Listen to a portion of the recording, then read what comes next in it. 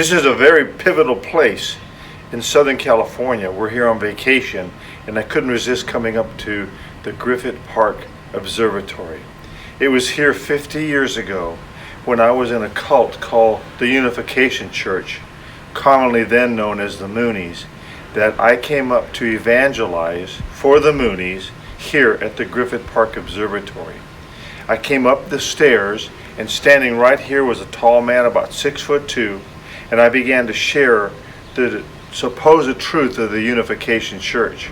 And as I was sharing with him, he was like spaced out. Now you got to remember, 50 years ago was at the height of the hippie movement, and there was drugs and spaced out people, and I figured I was talking to somebody spaced out because the entire time I was talking to him, he just kept staring out.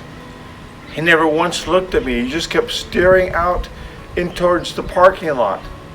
And then all of a sudden, as I'm sharing with him, he slams this post like this, very loud. And he said, "This is not real." And I said, "What?"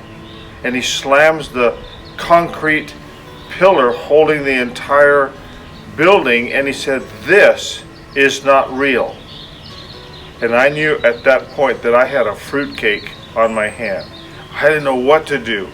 And so I said, "Well, what is real?" He said, "Nothing is real. Nothing is in existence. Everything we see around us is a fictition of our imagination." It was some cult. It was the weirdest thing I've ever seen in my entire life. But I was so desperate being in the Moonies, I didn't want to be there. And I said, "Well, I don't want to be in the Moonies. If you have another truth that I don't have, I want to know that truth." And he said, "You're going to have to find that out for yourself. I can't tell you, but you're going to have to learn what the truth is and search it out. I know the truth. You need to know the truth." And I was sure about that. I was confident being in the Moonies that I was getting the truth, and I wanted to get back home to be with my mother. My dad had divorced, and to be back with my then girlfriend, now my wife Marilyn. I left them both to move into the Unification family, and so I was desperate. And so shortly thereafter, I went back down and told them what happened. And they said, "You see, you never go out and evangelize with another Unification member because they got to cover your back. It was just some flaky excuses. Don't leave us without permission." Well, I did leave. About a month or two later, I left the Unification Church and went back home.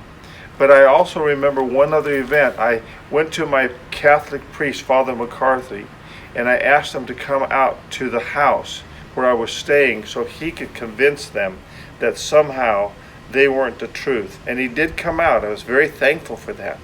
But he said to me on the front sidewalk, he said, "You know, Richard, you're going to have to know the truth for yourself. If I went in there and tried to tell them they weren't the truth, it wouldn't get anywhere, and it wouldn't help you. You're going to have to come to know Jesus on your own without the help of anybody else." And I didn't know that then, but I learned later what that meant. And I'll share that with you at another time. I'd like you to consider and ponder these words.